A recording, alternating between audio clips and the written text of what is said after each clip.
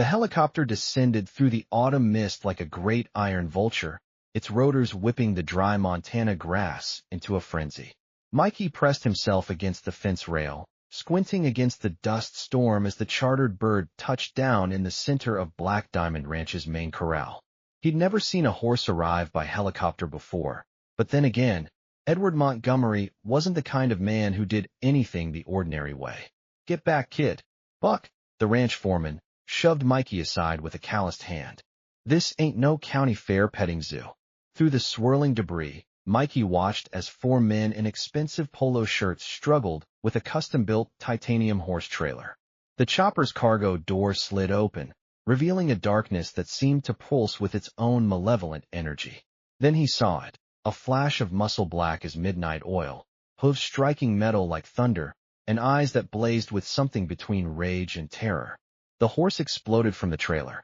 It took 3 grown men with poles and ropes just to keep from being trampled. The stallion reared up, towering against the cloud-heavy sky, and Mikey felt his breath catch. He'd grown up around horses his whole 12 years. His father had been a horse trainer before the accident, but he'd never seen an animal like this. Pure thoroughbred, probably 17 hands high, with a coat so black it seemed to absorb light. But it was the scars that made Mikey's stomach twist. A network of fine white lines across the withers, barely visible beneath the gleaming coat, and a peculiar pattern of marks along the flanks that looked almost like $2.3 million of prime Kentucky bloodline. Edward Montgomery announced, striding forward in his hand-tooled boots and Stetson hat that had never seen a day's real work. "Champion sire on both sides. This boy's going to put Black Diamond on the map for more than just tax shelters and photo ops." But the boy had other ideas. As they tried to force him into the main stable, the stallion lunged sideways, teeth bared, catching one handler's shoulder and sending him spinning into the fence. Blood bloomed through the man's shirt. "Jesus Christ." Montgomery's face reddened. "I was told he was trained." "He was, sir," said a thin man in a business suit. "Mr. Sterling, the Kentucky broker who'd brokered the deal." His voice was smooth as snake oil. "Perhaps too well. Previous owner used some aggressive techniques. Modern training methods." Mikey watched as they finally managed to wrestle the horse into a reinforced stall, the kind usually reserved for dangerous bulls. The stallion immediately began attacking the walls, hooves crashing against steel-reinforced wood with enough force to crack timber. "How long will it take to break him proper?" Montgomery demanded. Sterling shrugged. "Could be weeks. Could be never. Some horses, once they're ruined, they're ruined. Might be better off as glue." He said it casually, like he was talking about a broken lawnmower. Mikey felt something hot rise in his chest. He turned away before anyone could see the expression on his face, the one his mother Rose always warned him about. "Your feelings show too plain, baby," she'd say. "In a place like this, that's dangerous." That night, long after the ranch hands had finished their beer and complaints about the devil horse, Mikey lay in his narrow bed in the converted tack room that served as their quarters. His mother slept in the next room, their entire world compressed into 200 square feet of space that came with her job as Montgomery's house manager. Through the thin walls, he could hear her coughing, that wet, rattling sound that had been getting worse since winter. Outside, a storm was building. Thunder rolled across the crazy mountains, and rain began to hammer against the tin roof. And beneath it all, Mikey heard another sound, the tortured screaming of a horse losing its mind in the darkness. He should have stayed in bed, should have pulled the pillow over his ears and tried to sleep. But that sound, that wasn't the whinny of a mean horse. Mikey had heard plenty of those. This was different. This was the sound of something trapped in its own personal hell. He slipped out of bed, pulled on his jeans and boots, and grabbed his father's old rain slicker from the hook by the door. The security lights were off. Montgomery was cheap about electricity bills when it didn't affect him directly, so Mikey navigated by memory and lightning flashes.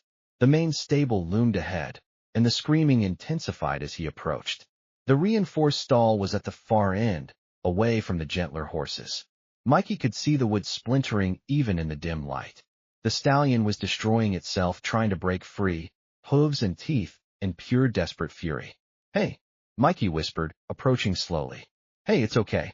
The horse whirled, eyes rolling white. "Up close." Mikey could see foam on its muzzle, blood where it had torn its own lips against the bit they'd left on. Someone had cinched the halter too tight, and the leather was cutting into the soft flesh below the jaw. "Nobody should do this to you," Mikey said quietly. He reached for the latch.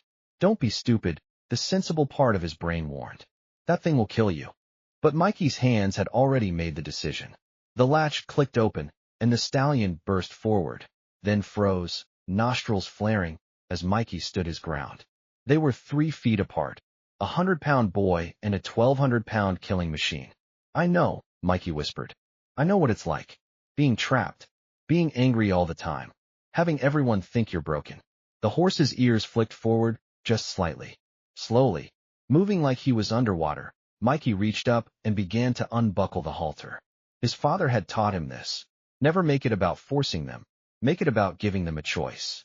The stallion could have bitten his arm off. Instead, it stood trembling as Mikey eased the leather over its ears and let it fall to the ground. The marks underneath made Mikey's vision blur with tears. Burns. Not from rope or leather, but small, precise burns arranged in patterns. "Electrical burns. Shock training," he breathed. "They use shock collars on you." The horse's head drooped, and for a moment, it looked less like a monster and more like what it really was. A broken, terrified animal that had learned humans only brought pain. Mikey dug into his pocket and pulled out an apple he'd stolen from the main house kitchen. His lunch for tomorrow, but this felt more important. He held it flat on his palm, the way his father had shown him. The stallion's nostrils flared. It took a tentative step forward, then another.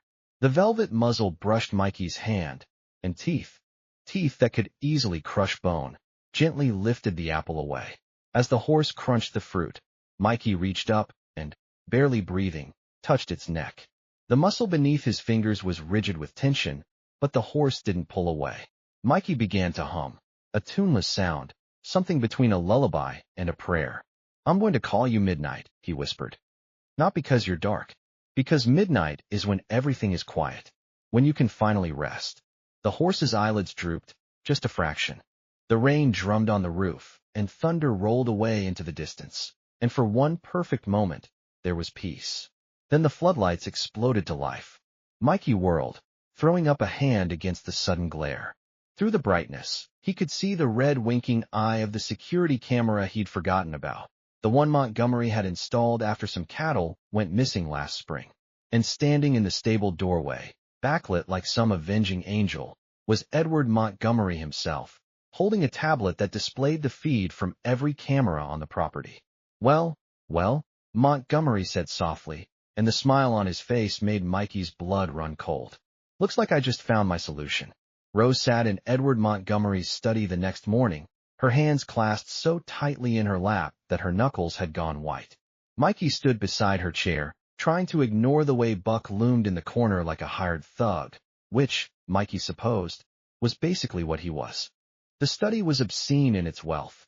Elk heads mounted on walls, a genuine Remington bronze on the desk, leather-bound books that had probably never been opened. Through the picture windows behind Montgomery's massive desk, the Montana landscape stretched away in shades of gold and amber, but Mikey knew his boss never really saw it. To Montgomery, this was all just another asset, another thing he owned. "Mrs. Cooper," Montgomery began, his voice warm and reasonable, the same tone he used with business partners before he crushed them. "I want to start by saying how valuable you've been to the operation here at Black Diamond.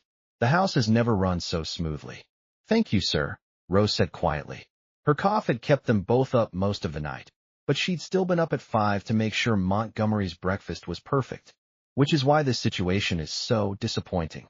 Montgomery turned the tablet around, showing them the footage of Mikey in the stable. "This represents a serious security breach. That animal cost me over $2 million, and your son accessed it without permission, put himself in danger, and I was helping." Mikey burst out. Nobody else could get near him, and he was hurting himself, and Mikey, Rose's hand found his, squeezed hard. "Let Mr. Montgomery finish." Montgomery leaned back in his chair, steepling his fingers. "Here's what I saw on that footage. I saw a boy with a very rare gift. You know what they used to call people like you, son? Horse whisperers. I've known grown men with decades of experience who couldn't do what you did last night. Mikey felt a confusing rush of pride and suspicion. People like Montgomery didn't give compliments for free. So here's my proposal, Montgomery continued. Independence Day is in 1 week. I'm hosting a party, senators, CEOs, people who matter. 500 guests. I was planning to showcase my new thoroughbred, but given his temperament issues, that seemed unlikely. Until now. He smiled, and it was like watching a wolf smile at a rabbit. I want you to train that horse. Get him calm enough to ride. Let me show him off to my guests. Do that, and I'll not only keep your mother on staff, I'll cover Mikey's education at the Greystone Academy, full ride, room, and board. Best boarding school in the state. Rose's breath caught. Mikey knew why. She'd been saving every penny she could toward his education, terrified that he'd end up trapped in the same cycle of poverty that had claimed her own dreams. That's very generous, sir, Rose said carefully. But Mikey is only 12. Training a horse like that. He's already done the hard part, Montgomery interrupted. I saw the footage. That animal actually let him touch it. All he needs to do now is get it rideable. 1 week. That's all I ask. Mikey looked at his mother's face and saw the war happening there. Hope against fear. Pride against protection. And if we refuse? Rose asked, though her voice suggested she already knew the answer. Montgomery's expression didn't change, but something cold flickered behind his eyes. Well, that would be unfortunate. You see, I've been reviewing our staffing needs, and I'm afraid the house manager position is being eliminated. Budget cuts, you understand. And this housing, he gestured around, indicating the tack room that was their home, is reserved for essential staff only. Rose went very still. I see. Furthermore, Montgomery continued, and now the velvet glove came off entirely. I'd have concerns about a young boy living in unstable housing conditions. The kind of concerns that might require a call to Child Protective Services. For Mikey's own safety, of course. The silence that followed was suffocating. Mikey understood what was happening. His mother had explained it to him before, how the law was written to protect people like them, but was enforced to control them. How a man with Montgomery's money and connections could make their lives hell with a single phone call. You son of a... Mikey started, but Rose's hand clamped down on his arm like a vice. We accept, she said flatly. 1 week. He trains the horse for your party. Excellent. Montgomery's smile was genuine now, because he'd gotten what he wanted. Buck will assist with the technical aspects. And Mrs. Cooper, I do appreciate your understanding. This really is a wonderful opportunity for your son.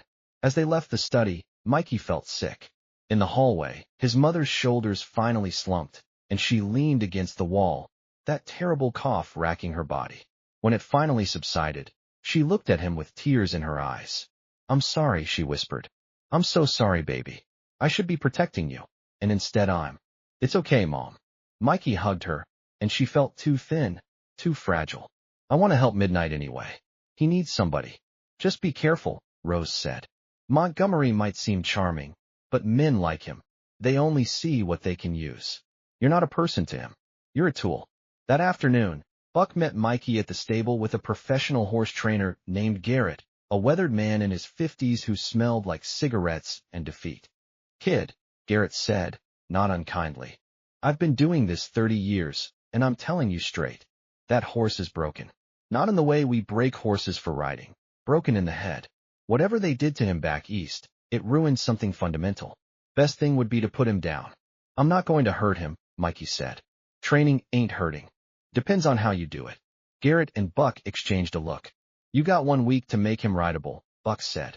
Boss wants him in full tack, jumping obstacles, the whole show. You can't do that with treats and feelings. Watch me, Mikey said. Over the next days, Mikey spent every spare moment with Midnight. He'd arrive before dawn, when the ranch was still quiet, and just sit in the stall, talking to the horse in low tones. He brought apples, carrots, sugar cubes, anything to rebuild the association between humans and good things. On the second day, he discovered the full extent of the damage. He was brushing Midnight's coat, working through the tangles in the long mane, when his fingers found a patch of raised scar tissue along the withers.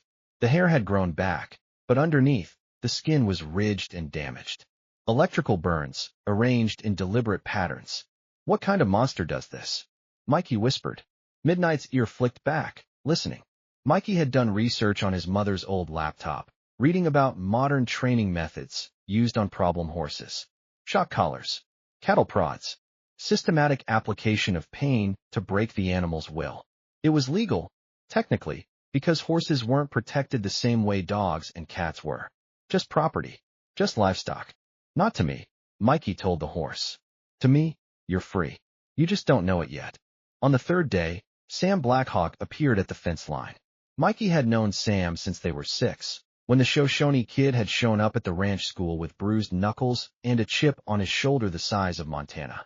They'd bonded over being outsiders, Sam because he was native in a majority-white school, Mikey because he was the poor kid who lived in a tack room. Heard you're doing magic tricks with the devil horse, Sam called out, grinning. Thought I'd watch you get trampled. Come help instead, Mikey said. Sam vaulted the fence with easy grace.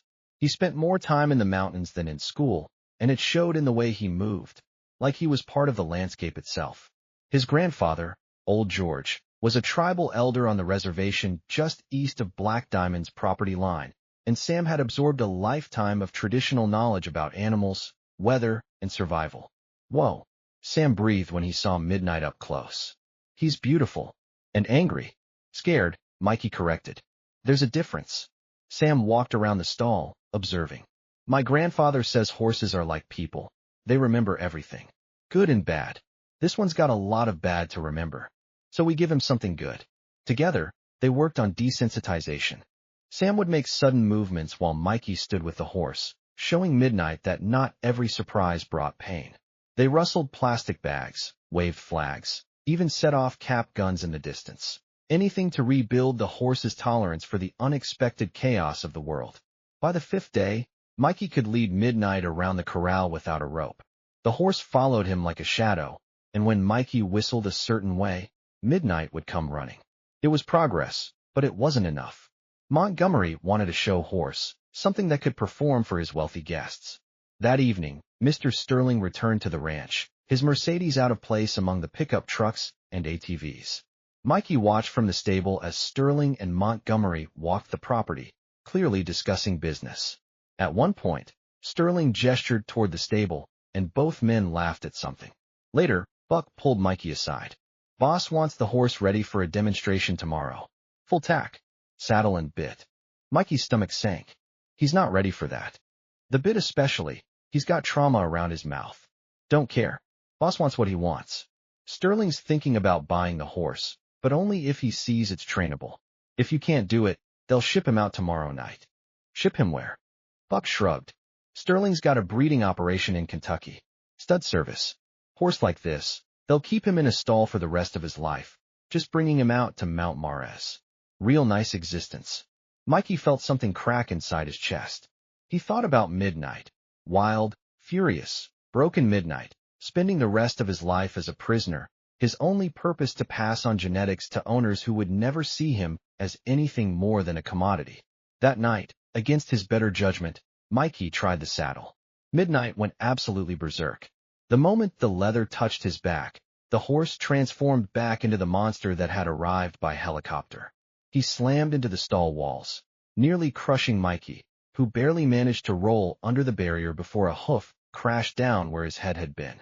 Mikey scrambled to his feet, heart hammering. It's okay, boy. But it wasn't okay.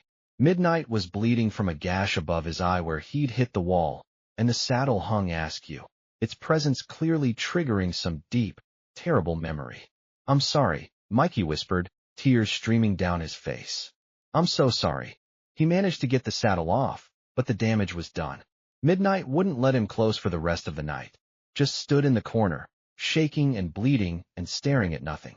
The next morning brought Mr. Sterling and Edward Montgomery to the stable, both dressed like they were attending a country club brunch rather than visiting a working ranch. Mikey stood beside Midnight's stall, exhausted and terrified. The gash above the horse's eye had stopped bleeding, but the message was clear. Midnight was no closer to being rideable than the day he'd arrived. Well, Montgomery demanded, let's see this miracle training everyone's been talking about. Sterling leaned against the fence, his expression bored and calculating. He had the look of a man who'd seen 10,000 horses and found them all equally disappointing. Mikey's hands trembled as he entered the stall. Midnight's ears pinned back immediately, and for a horrible moment, Mikey thought the horse would attack. But instead, Midnight just turned away, presenting his hindquarters, a clear message of distrust. He's not ready for tack yet, Mikey admitted, his voice barely above a whisper. Not ready. Montgomery's face reddened. You've had 5 days. He's been traumatized. The saddle triggers him. I need more time too. Time. Sterling laughed, a sound like breaking glass. Son, let me tell you something about horses. They're not pets. They're not your friends. They're animals with a job to do. If they can't do that job, they're worthless. He turned to Montgomery. This is what happens when you let children play trainer. The horse is ruined. Cut your losses. I'll take him off your hands for breeding stock. Half what you paid, but at least you'll recoup something. Half. Montgomery's business instincts warred with his ego. He's worth nothing if he can't be ridden. Sterling pulled out his phone, already calculating. In Kentucky, we have methods for horses like this. Professional methods. For weeks in our correction facility, he'll be docile as a lamb. Mikey knew what correction facilities meant. He'd read about them. Places where horses were systematically broken through isolation, starvation, and worse. The ones that emerged were often so traumatized they became completely shut down, living automatons that would do anything to avoid more pain. No, Mikey said. Both men turned to look at him like they'd forgotten he existed. Excuse me. Montgomery's voice dropped to a dangerous register. I said no. You can't send him there. I just need more time. I can do this, but not with a saddle. Not the traditional way. Sterling's eyes narrowed with interest. And what exactly are you proposing? An idea crystallized in Mikey's mind. Risky, probably stupid, but the only path he could see. Give me until Independence Day, like you promised. But let me do it my way. No saddle, no bit. I'll ride him bareback, the way the Plains Indians used to. Just a blanket and a rope halter. Montgomery laughed outright. You expect me to present a multi-million-dollar thoroughbred to 500 guests with you bouncing around on his back, like some kind of reservation circus act? It'll be more impressive, Mikey argued, desperation making him bold. Everyone's seen horses with saddles. How many people have seen a 12-year-old ride a problem horse bareback? You wanted a show? I'll give you a show. Sterling studied him with renewed interest. The kid's got a point. Exotic angle. Might play well with your Silicon Valley crowd. They love that natural nonsense. Montgomery rubbed his jaw, thinking, you've got until Independence Day. But if you fail, if that horse so much as makes me look foolish in front of my guests, the deal's off. Your mother gets fired, you both get evicted, and Midnight gets shipped to Kentucky for Sterling's breeding program. Understood. Understood, Mikey said, though his mouth had gone dry. After they left, Sam appeared from where he'd been listening around the corner. You're insane, he said. Bareback riding a traumatized thoroughbred? In front of hundreds of people? That's how you end up dead or paralyzed. You have a better idea? Sam was quiet for a moment. Maybe. Come on. He led Mikey out past the ranch boundaries, into the scrubland that marked the edge of reservation territory. They walked for 20 minutes until they reached a small canyon where Sam's grandfather, Old George, sat beside a fire, working on a piece of leather. Old George was 76 years old, with a face like carved cedar and eyes that seemed to see through surfaces into truth. He'd served in Vietnam, then returned to the reservation to become both a spiritual leader and a fierce advocate for tribal sovereignty. Sam said his grandfather had once made a federal judge cry during a court hearing about water rights. Grandfather, Sam said in Shoshone, my friend needs help with a horse. Old George looked up, his gaze settling on Mikey with uncomfortable intensity. The horse, or himself? Both, I think, Mikey admitted. Sit, Old George commanded. Mikey sat. The old man continued working on the leather. A bridle, Mikey realized, but unlike any he'd seen before. No bit, no harsh metal. Just soft, braided rope and thin strips of tanned hide. You know why the white man uses bits? Old George asked. Because he believes he must control everything. Must dominate. The horse must submit to his will, or it has no value. He held up the bridle he was making. My people learn differently. A horse is not a slave. It is a partner. You cannot force partnership. You must earn it. But how? Mikey asked. I've been patient. I've been kind. But he's still so afraid. Because you're still trying to make him into something he's not. You see a riding horse. He sees a cage.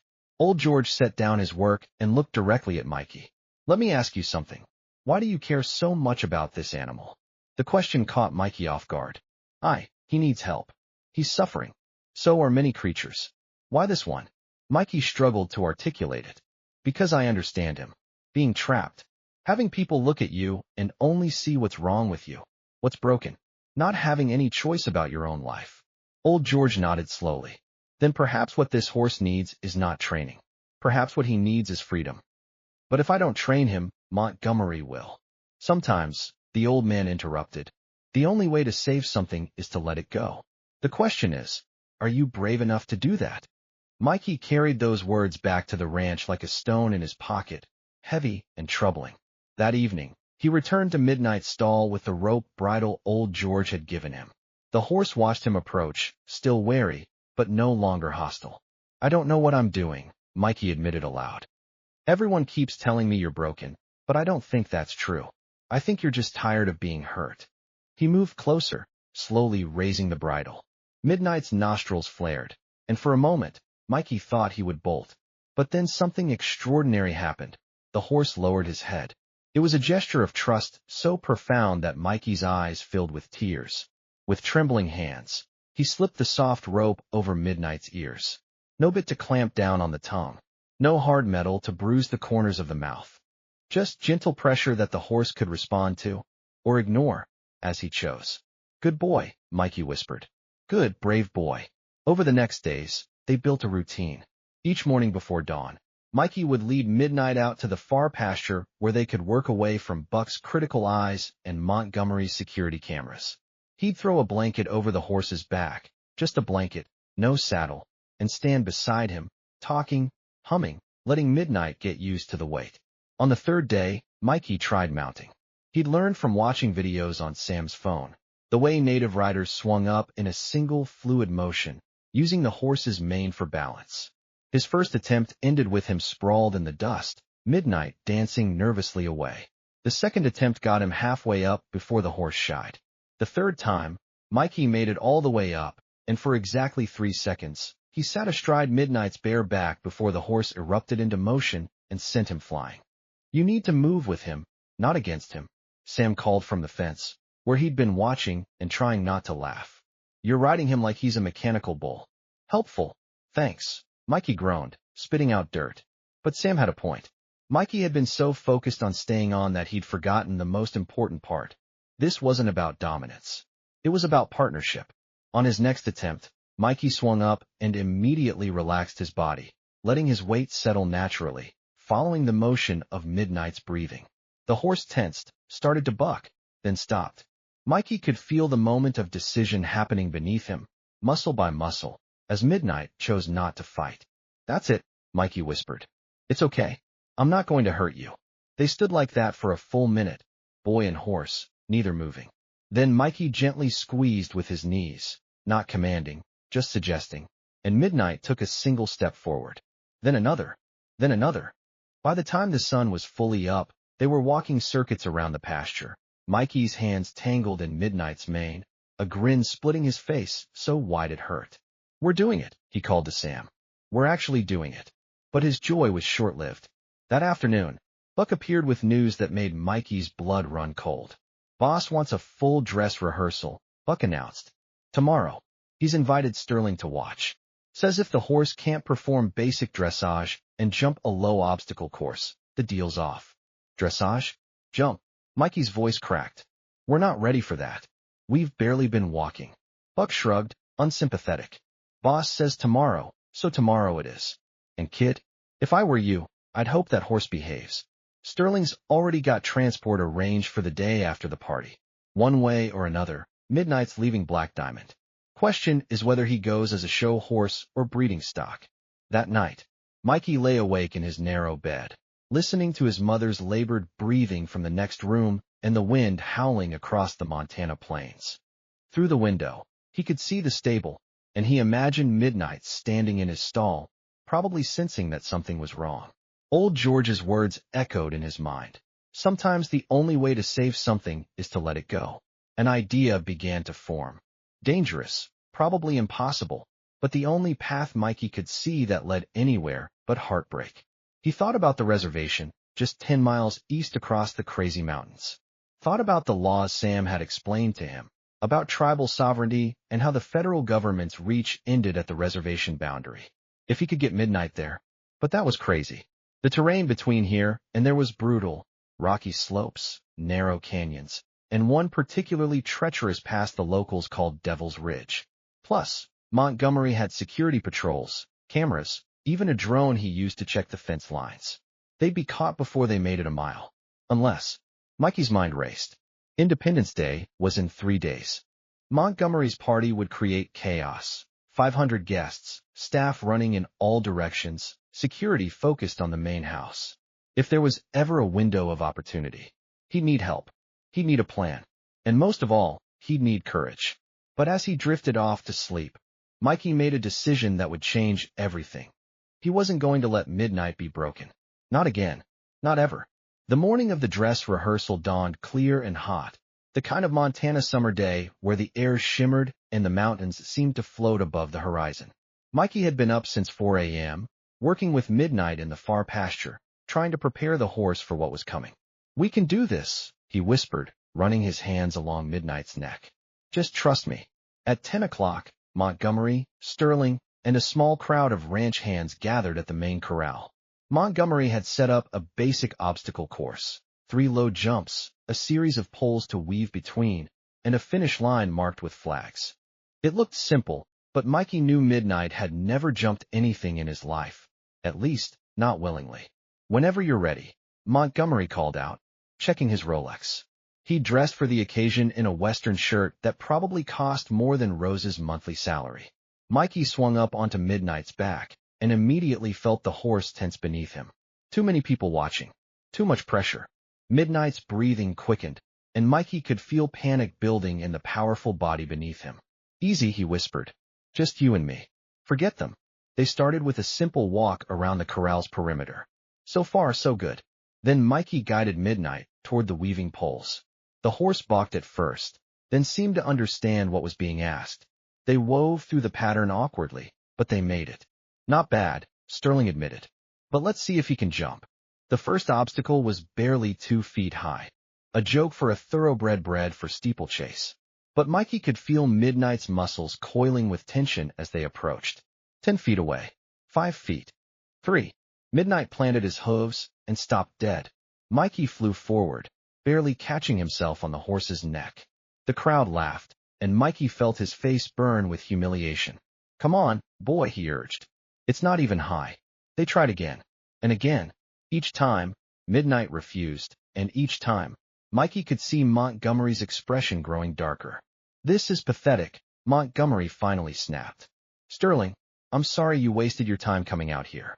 The horse is clearly—" "Wait," Mikey interrupted desperately. "One more try? Please." Montgomery sighed. "Fine. One more. Then we're done with this circus." Mikey slid off Midnight's back and approached the jump himself. He placed his hand on the top rail, looking back at the horse. "You see? It's not dangerous. It's not going to hurt you." Then, on impulse, Mikey grabbed the rail and pulled it off its supports, reducing the jump to its lowest possible height, barely 8 inches off the ground. "What are you doing?" Buck demanded. "Trust me," Mikey said. He remounted and walked Midnight toward the tiny obstacle. "Just step over it. That's all. Just one step." This time, Midnight didn't stop. He stepped over the rail like it was nothing, and Mikey felt a surge of triumph that was immediately crushed by Montgomery's voice. "That's not jumping. That's walking." "Sterling, I apologize for wasting your—" "Actually," Sterling interrupted, his shrewd eyes fixed on Mikey and Midnight. "I'd like to see more. The relationship between them is interesting. Raw, but interesting." Montgomery blinked. "You're still interested?" "Potentially, but not for what you're thinking." Sterling approached the fence, addressing Mikey directly. "How would you like to come work for me, son? In Kentucky, I've got a training program for promising young riders. You'd start as a stable hand, but if you prove yourself, there's a real career path. Room, board, education, all provided." Mikey's stomach turned.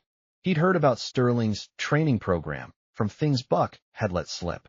Kids who essentially became indentured servants, working 18-hour days for the promise of a future that never quite materialized. He's 12, Rose's voice cut across the corral. Mikey hadn't even noticed his mother arriving, but there she was, her thin frame rigid with fury. He's a child, and he's not for sale. I'm not buying him, ma'am, Sterling said smoothly. I'm offering him an opportunity. Lord knows he won't get one stuck here. We're doing fine here, Rose said, though her cough undermined the statement. Are you? Sterling's gaze traveled over her worn clothes, her too thin frame, the way she leaned against the fence for support. You look like a strong wind would blow you over. When's the last time you saw a doctor for that cough? Rose's face went white, but before she could respond, Montgomery clapped his hands together. Well, this has been illuminating. Mikey, you've got until the party tomorrow to get that horse jumping properly. If you can't, Sterling's offer stands as alternative compensation. Think of it as a backup plan. That night, Mikey met Sam at their usual spot, a gap in the fence line where they'd been meeting since they were kids. Sam was waiting with 2 backpacks stuffed with supplies. You're serious about this, Sam said. It wasn't a question. I can't let them ship him to Kentucky, and I definitely can't go work for Sterling. Mikey accepted one of the backpacks, feeling its weight. What's in here? Camping gear, water purification tablets, energy bars, medical kit. Enough to get you across the mountains if you're smart about it. Sam pulled out a folded map, hand-drawn. This is the route. You can't take the main trails. Montgomery's people will be all over those. But there's an old mining road that runs through Devil's Canyon. Nobody's used it in 20 years. It'll get you to the reservation boundary. Mikey studied the map. Devil's Canyon? Isn't that where those hikers fell last year? Yep. Which is why nobody patrols it. Sam tapped a point on the map. The hard part is here, Devil's Ridge. It's a narrow pass with a big drop on both sides. You'll have to lead Midnight across on foot. If he spooks. I know. Mikey swallowed hard. But what choice do I have? You could stay. Do the show tomorrow. Maybe Montgomery will be happy enough to. He won't. Mikey shook his head. I know how this ends. Either Midnight gets sold for breeding stock, or I get sent to Kentucky to be Sterling's personal project. Those are the only outcomes where Montgomery makes money. Sam was quiet for a long moment. Then, my grandfather wants to talk to you. He says it's important. They found old George at his usual spot by the fire, but this time he wasn't alone. 3 other tribal elders sat with him, including a woman Mikey recognized as the reservation's chief legal counsel. Sit. Old George commanded, and Mikey sat.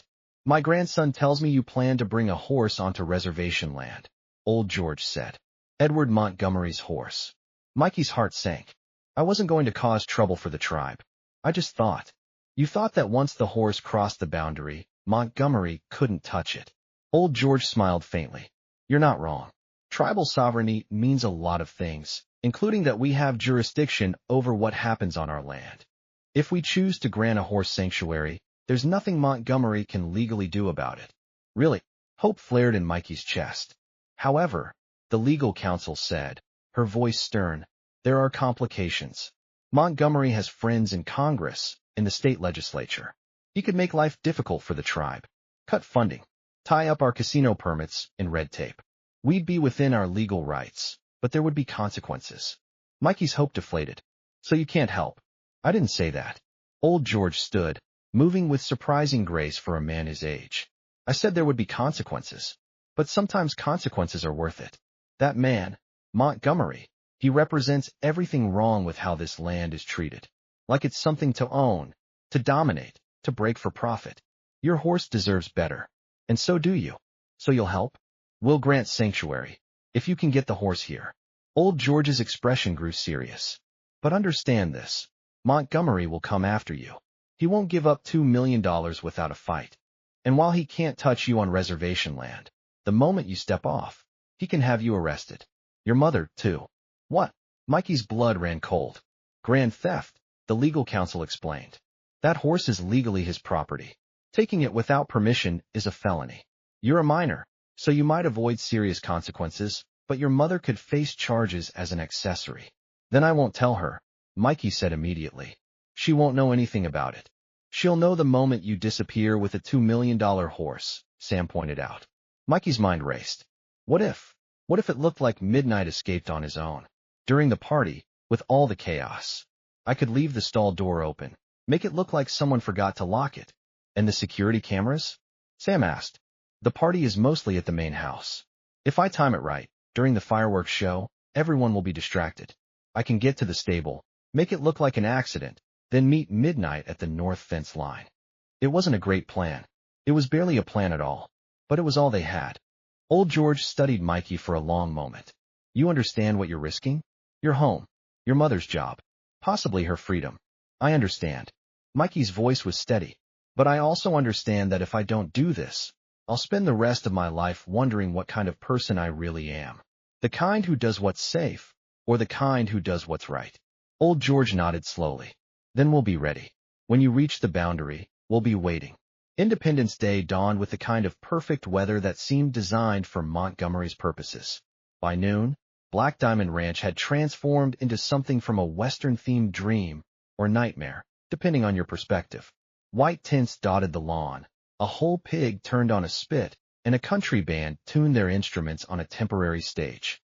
Mikey spent the morning with Midnight, trying to settle his own nerves as much as the horses.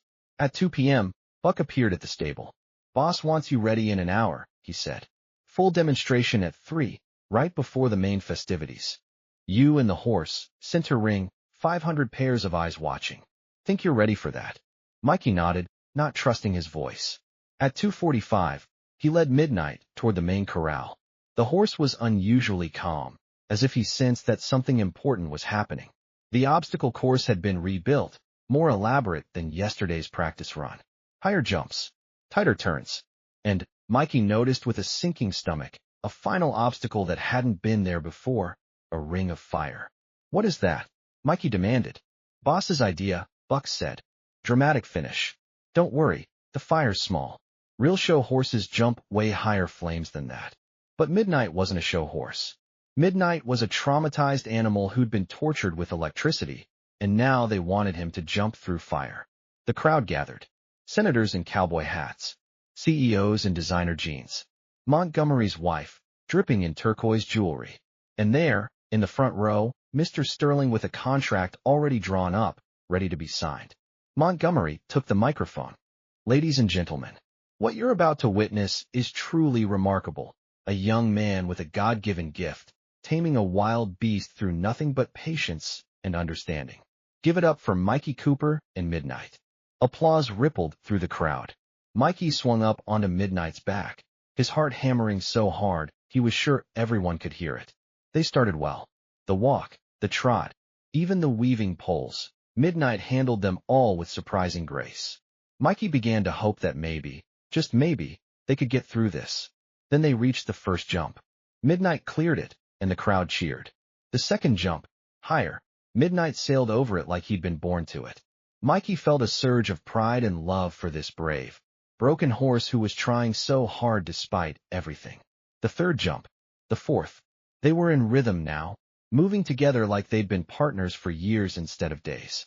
Then they reached the ring of fire. Mikey felt Midnight's entire body go rigid. The horse stopped dead, 20 feet from the flames, nostrils flaring. Mikey could feel tremors running through the powerful muscles beneath him. It's okay, Mikey whispered.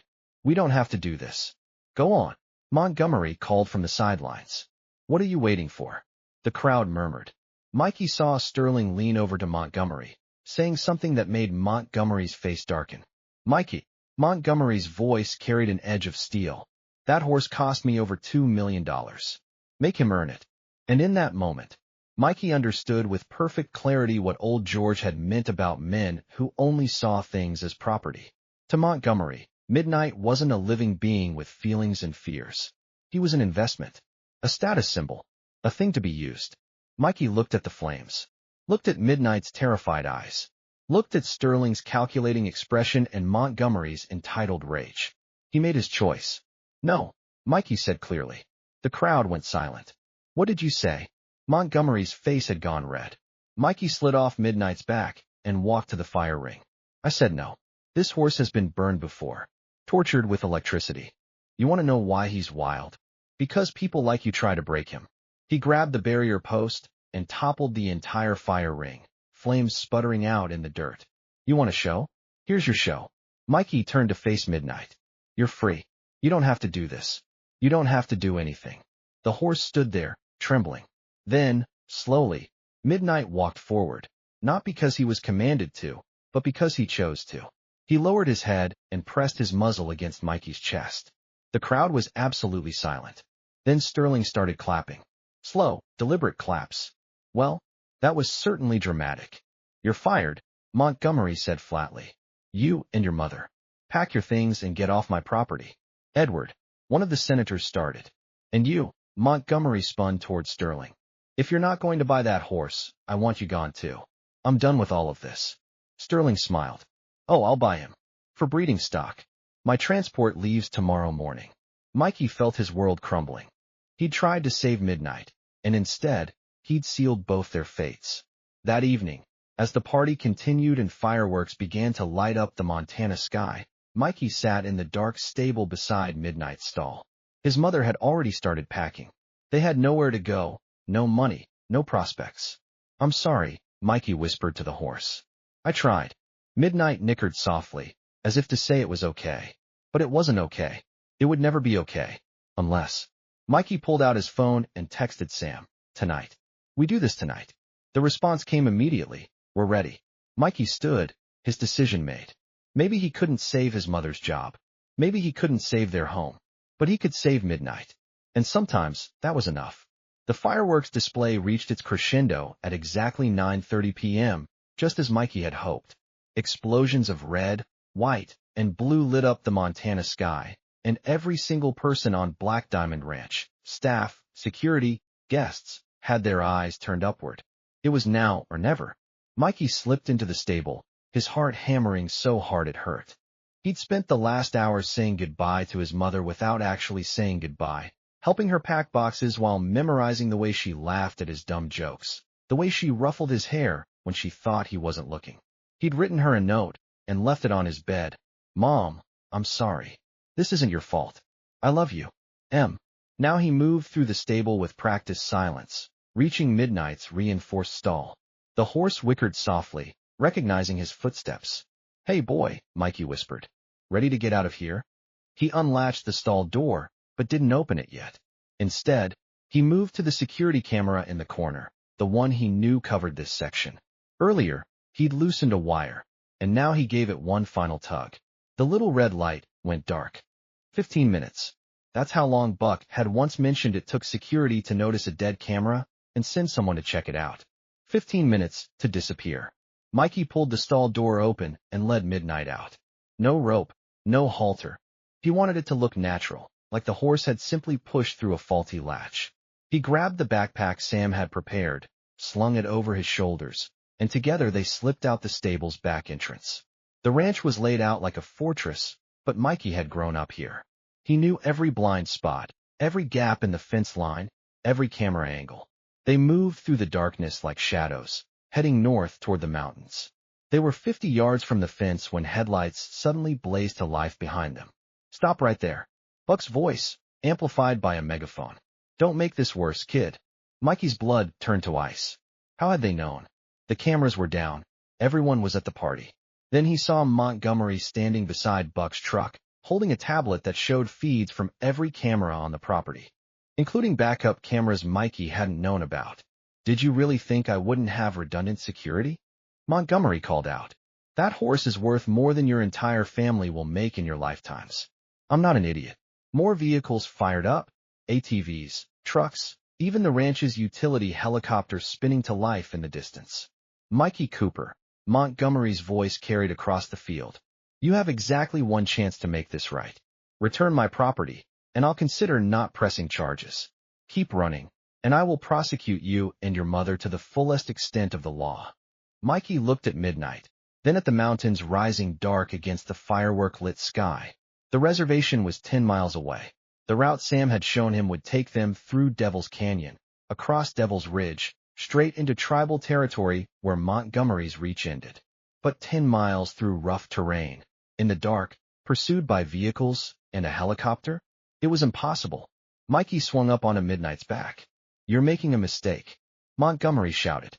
Yeah, Mikey called back. Probably. Then he squeezed with his knees, and Midnight took off like a shot. Behind them, engines roared to life. The ATVs would reach the fence in seconds, the helicopter in minutes. But Midnight was a thoroughbred, bred for speed, and despite everything he'd been through, he still had that instinct to run.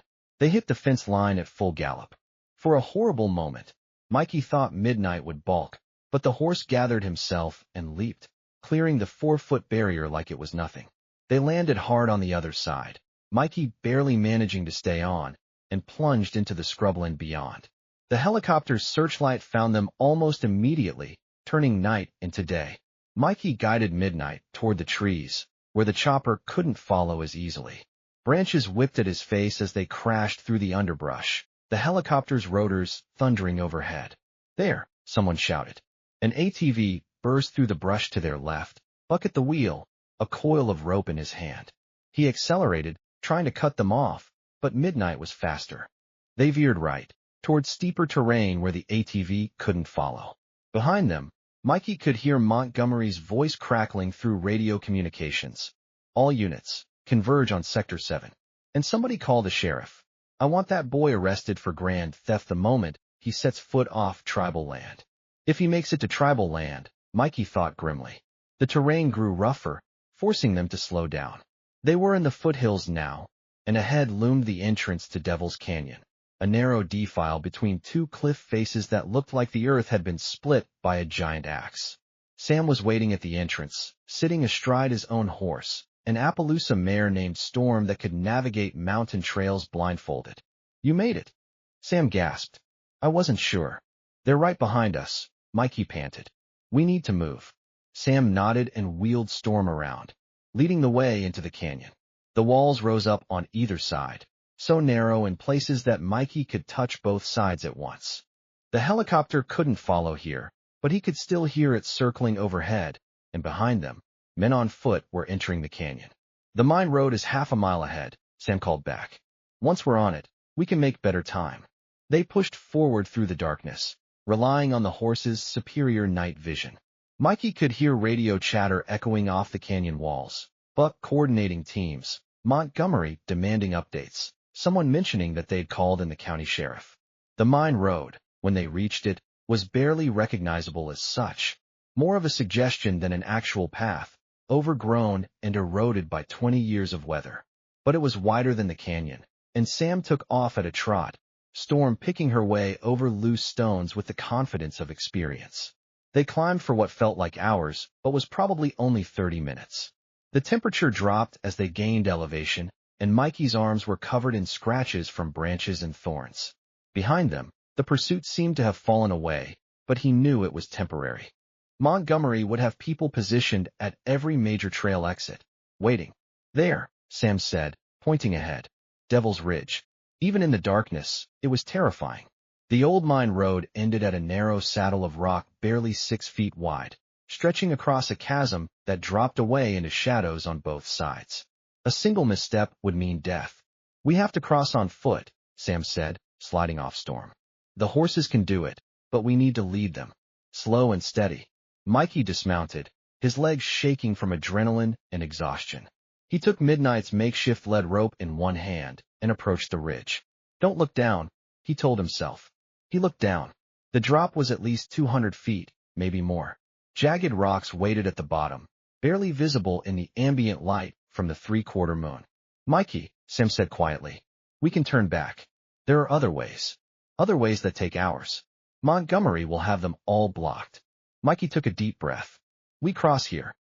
Sam went first, leading Storm with the practiced calm of someone who'd been doing this his whole life.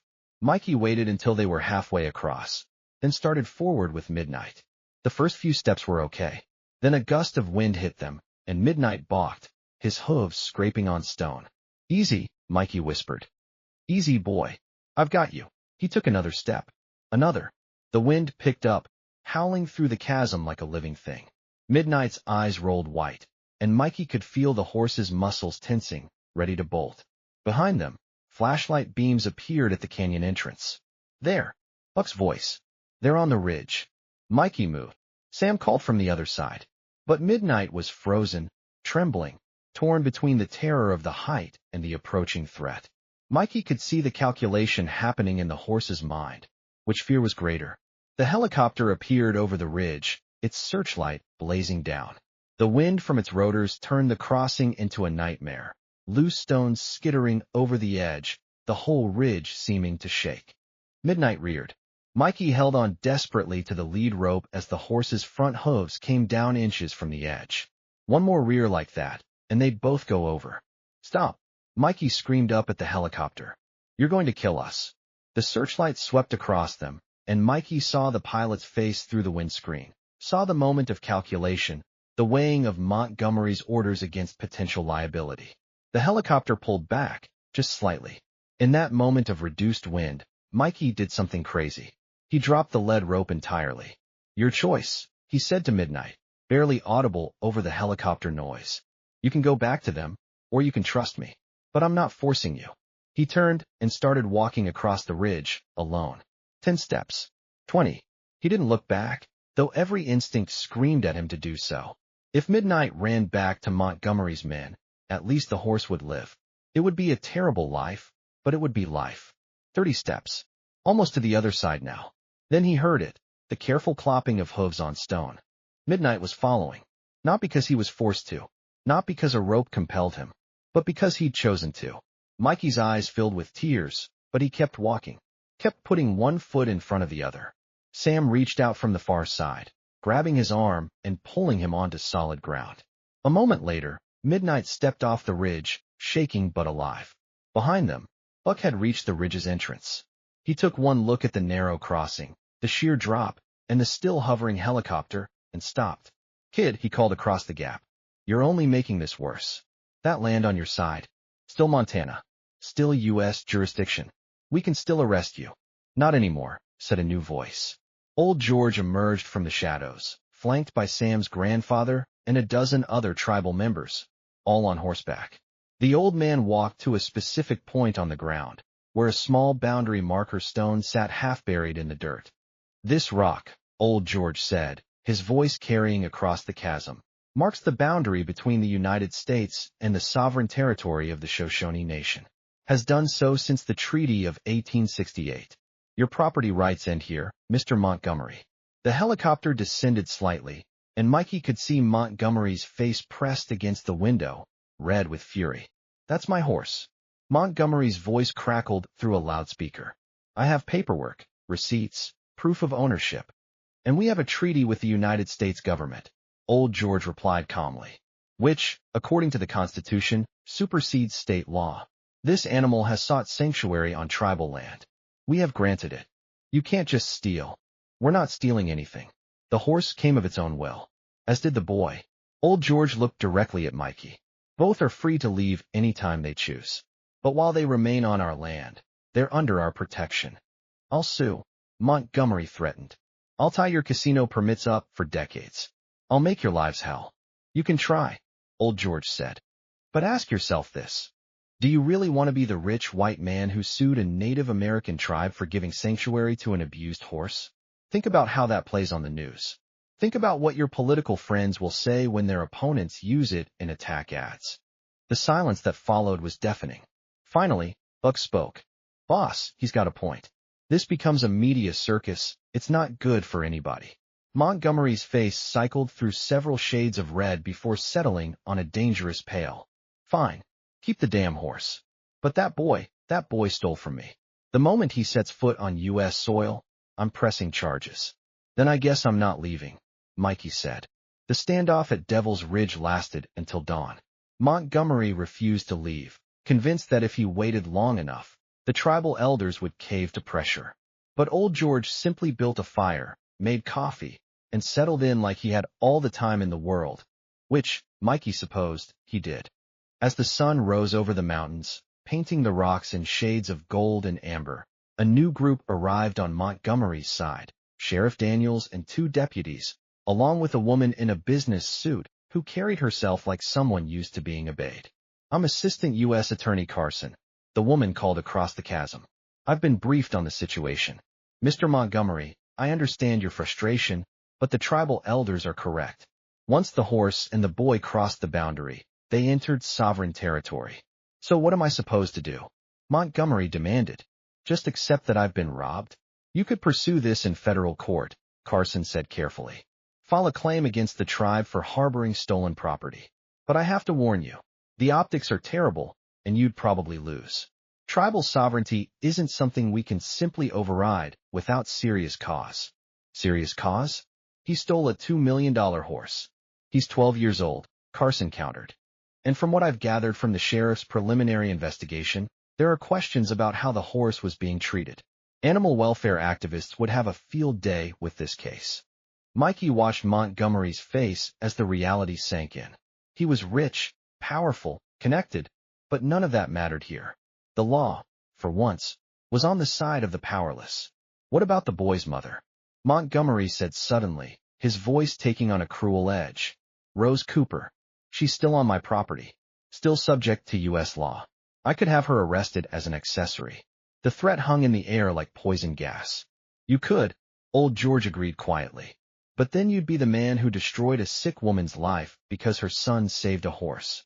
How does that look in the newspapers, Mr. Montgomery? Before Montgomery could respond, another voice cut through the morning air. Edward, enough. Everyone turned. A woman in her 60s, elegantly dressed in Western wear, rode up on a beautiful palomino. Mikey recognized her from the party. Victoria Montgomery, Edward's wife, whose family money had actually funded his first business ventures. Victoria, Montgomery started. I said enough. Victoria dismounted and walked to the edge of the ridge, looking across at Mikey and Midnight. That horse was suffering. I saw it in his eyes at the party. And this boy had the courage to do what was right, even though it cost him everything. He stole. He saved a life. There's a difference. Victoria turned to face her husband. You wanted that horse as a trophy, a status symbol. You never cared about him as a living being. And now you're willing to destroy a child and his mother just to protect your ego. Montgomery's mouth opened and closed like a fish. Here's what's going to happen, Victoria continued, her voice carrying the authority of someone who'd been managing difficult men her entire life. You're going to drop this. All of it. No charges against the boy. No charges against Rose. You're going to let them go. Why would I do that? Victoria smiled, but it wasn't friendly. Because if you don't, I'm going to explain to everyone at the country club exactly how you treat animals. And then I'm going to start asking questions about some of your other business dealings. The ones I've been too polite to mention until now. The color drained from Montgomery's face. We understand each other? Victoria asked. After a long moment, Montgomery nodded stiffly. Good. Victoria turned back to the tribal elders. On behalf of my family, I apologize for this situation. The horse is yours, if you want it. Consider it a donation. Old George inclined his head. We accept your gift. And your apology. Just like that, it was over. The helicopter lifted off, followed by the ATVs and trucks. Sheriff Daniels stayed long enough to get Mikey's statement. Just for the record, he said, though it was clear no charges would be filed. As the law enforcement vehicles disappeared down the mountain, Mikey felt the tension leave his body all at once, leaving him shaking and exhausted. Come, old George said gently. Your mother is waiting. They rode down the other side of the mountain, into the heart of the reservation. The landscape was different here, wilder, less manicured than Montgomery's ranch. More real. Rose was waiting at the tribal center, a modest building that served as everything from school to courthouse to community gathering place. When she saw Mikey, she ran forward and pulled him into a hug so tight he could barely breathe. You stupid, brave, impossible boy, she whispered, tears streaming down her face. Don't you ever scare me like that again. I'm sorry, Mom. I just couldn't. I know. She pulled back, holding his face in her hands. I know. And I'm proud of you. Terrified, but proud. Sam appeared with food, fry bread, stew, coffee that tasted like it had been made strong enough to wake the dead. As they ate, old George explained the situation. You can stay here as long as you need, he said. We have a housing program for tribal members and their families, but we can extend it to friends of the tribe. Rose, I spoke with the school principal. They need a librarian. It doesn't pay much, but it comes with a small house on the property. Rose's eyes widened. I don't know what to say. Say yes, Sam's mother suggested, appearing with blankets. We could use more people who care about books around here. Over the next days, Mikey watched his mother transform. Away from Montgomery's constant criticism and the stress of trying to survive on poverty wages, she seemed to stand straighter, smile more easily. The cough was still there, but old George's sister, a retired nurse, had her on proper medication for the first time in years. But even as Mikey settled into this new life, he couldn't stop thinking about Midnight. The horse was kept in a large pasture on the edge of the reservation, with access to a simple three-sided shelter, but otherwise free to roam. Mikey visited every day, spending hours just sitting on the fence and watching Midnight graze. "What are you going to do with him?" Sam asked one afternoon. "I don't know," Mikey admitted. "He can't stay in that pasture forever. It's better than a stall, but it's still not what he needs." "What does he need?" Mikey thought about it. "Freedom. Real freedom. Not just a bigger cage." 2 weeks after the standoff at Devil's Ridge, Mr. Sterling appeared at the reservation border. He couldn't cross without permission, but he could wait, and wait he did, standing beside his Mercedes like a persistent salesman. Eventually, old George went to meet him, with Mikey tagging along. "I'm not here to cause trouble," Sterling said, raising his hands. "I just want to make an offer." "Not interested in selling," old George said flatly. "Not buying. Offering." Sterling pulled out a document. "I've been thinking about that horse. About what the boy said at the party. About trauma and breeding, and what we do to these animals in the name of profit." He handed the document to old George. "That's Midnight's registration papers. Full pedigree, championship bloodlines, worth a fortune. I'm signing them over to the tribe. No strings attached. You can do whatever you want with him." Mikey stared. "Why?" Sterling was quiet for a moment. "Because I've been in this business 30 years, and I've never seen a horse fight that hard to stay free. Maybe it's time I started paying attention to what they're trying to tell us." He got back in his Mercedes and drove away, leaving Mikey holding papers that made Midnight officially belong to the Shoshone Nation, which meant, in a way, that Midnight belonged to everyone and no one, all at once. 3 weeks after the escape, Mikey made a decision. He'd been reading everything he could about wild horses, the Mustang herds that still roamed parts of the West, living free the way horses had for thousands of years before humans decided to improve them.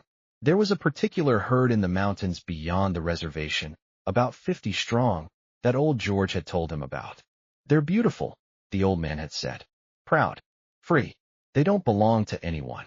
Now Mikey stood in Midnight's pasture, the registration papers in his hand, and knew what he had to do. Sam, his mother Rose, and old George came with him on the journey. They packed light, just enough supplies for a 2-day trek into the mountains. Midnight followed without a halter or rope, simply choosing to walk alongside Mikey like they'd done this 1,000 times. The landscape grew wilder as they climbed. Fewer signs of human habitation, more evidence of the natural world doing what it had always done, surviving, adapting, thriving. They saw elk, a black bear in the distance, and eagles soaring overhead. On the second day, they heard it, the thunder of hooves. The wild herd appeared over a ridge, about 40 horses, ranging from dark bays to paint patterns to a few gray ones mixed in. They were smaller than Midnight, stockier, built for survival rather than speed. At their head was a magnificent stallion, probably 10 years old, his coat scarred from battles with rivals and predators. Midnight froze, every muscle in his body going tense. "This is it," old George said quietly. "This is where you decide." Mikey walked to Midnight's side. The horse's nostrils flared, scenting the wild herd. The lead stallion pawed the ground, issuing a challenge. "You don't have to go," Mikey whispered. "You can stay with us. We'll take care of you. You'll be safe." Midnight turned his head, looking at Mikey with those intelligent dark eyes. And Mikey understood something profound. Safety wasn't what Midnight wanted. Safety was just another cage. What the horse wanted was choice. Mikey reached up and took off the simple rope halter he'd been using, the last symbol of human control. He dropped it on the ground and stepped back. "You're free," he said. "Really free. Go." Midnight didn't move immediately. For a long moment, horse and boy just looked at each other, and Mikey felt like he could see his whole future in those eyes. Every choice he'd have to make, every time he'd have to decide between safety and freedom, comfort and courage. Then Midnight turned and walked toward the wild herd. The lead stallion charged, and Mikey's heart stopped. This was it. Midnight would either submit, run away, or fight. For a thoroughbred raised in stables, used to grain and grooming and human protection, fighting a wild stallion seemed like suicide. But Midnight didn't back down. The two horses met in a clash of hooves and teeth, dust rising around them. The fight was brutal and brief. Midnight had size and speed on his side, while the wild stallion had experience. They circled, struck, circled again. Then, in a move that made Mikey gasp, Midnight reared up and came down with such force that the wild stallion actually stumbled backward. It wasn't about winning anymore. It was about respect. The wild stallion bowed his head slightly, acknowledging a worthy opponent. Midnight did the same. And just like that, the fight was over. The herd accepted him. Mikey watched as Midnight moved among them. No longer a pampered show horse or a tortured prisoner, but just a horse. The mares nickered greetings. The younger stallions kept a respectful distance. The foals, having no fear, came up to sniff this strange new herd member. "We should go," Rose said gently, her hand on Mikey's shoulder. "Give them space." They walked back down the mountain, and Mikey didn't look back. If he looked back, he might cry, and if he cried, he might not be able to stop. That night, lying in his new bed in the small house the tribe had provided, Mikey thought about freedom, real freedom. Not the absence of constraints, but the presence of choice. Midnight had chosen the wild. Mikey had chosen to let him go. And somehow, in making those choices, they both found something worth more than safety. They'd found themselves. 6 months passed. Mikey enrolled in the reservation school, where the classes were smaller and the teachers actually seemed to care whether students showed up. He made friends. Not many, but good ones. Sam remained his best friend, teaching him to track deer, to read weather patterns, to survive in the wilderness that was his backyard. Rose's cough improved with proper medication and regular doctor visits. She took to her librarian job with unexpected passion, starting a creative writing group for teens and a reading circle for elders. She seemed younger somehow, like some weight had been lifted from her shoulders. Old George became a kind of grandfather figure, sharing stories about the old days while also being fiercely practical about the future. He taught Mikey about tribal law, about sovereignty, about the long fight for justice that wasn't over yet. And sometimes, on clear days, Mikey would hike up into the mountains to check on Midnight. He never got too close, didn't try to approach or call to the horse, just found a good vantage point and watched the wild herd graze, move, live. Midnight was easy to spot. The only pure black horse in the group, his coat gleaming in the sun like polished obsidian. The horse had changed, filled out, gained muscle from constant movement and mountain living. The scars were still there, but they seemed less important now, just part of his story rather than the whole story. In late spring, Mikey hiked up to his usual spot and found something new. Midnight wasn't just a member of the herd anymore. He'd become its leader. The old stallion had moved to the periphery, and Midnight stood at the center, surrounded by mares and foals. As Mikey watched, one of the foals, a tiny paint filly with Midnight's intelligent eyes, stumbled and fell. Midnight immediately moved to her, using his muzzle to help her stand, gentle despite his size and strength. Sam came up behind Mikey, quiet as a shadow. "Look at that," he said. "He's teaching her." "Teaching her what?" "To be free. To be strong. To choose." Sam sat down beside Mikey. "You did good, you know, letting him go. Some people would have kept him, thinking they were being kind. Sometimes the kindest thing is knowing when to step back," Mikey said, echoing something old George had told him. They sat in comfortable silence, watching the herd. Then Sam spoke again. "My grandfather wants to know if you'd be interested in helping with the tribal horse program. We've got 3 horses that were seized from abusive situations. They need someone with your touch." Mikey felt a spark of interest. "Really? Yeah. Won't pay much. This is the res. Nothing pays much, but you'd be doing something important. Helping horses that can't help themselves." Mikey thought about Midnight, about the journey that had brought them both here, about freedom and choice and the courage it took to do what was right even when it was hard. "I'm in," he said. 1 year after the escape, Mikey stood on a ridge overlooking the valley where the wild herd had made their territory. He was 14 now, taller, more confident. He'd helped rehabilitate 7 horses over the past year, and while none of them had been released to the wild, most were too old or too domesticated. All of them had found good homes with families who understood what it meant to treat an animal with respect. The herd was larger now, New foals born to freedom, new members integrated from other wild bands. Midnight stood at its head, powerful and proud, no longer the terrified creature that had arrived by helicopter, but a leader who'd earned his position through strength and wisdom. Rose appeared beside Mikey, bringing 2 cups of coffee. She'd gained weight, looked healthier. Her cough was gone, thanks to medication and clean mountain air. Still watching over him? She asked. Just checking in, Mikey said. Making sure he's okay.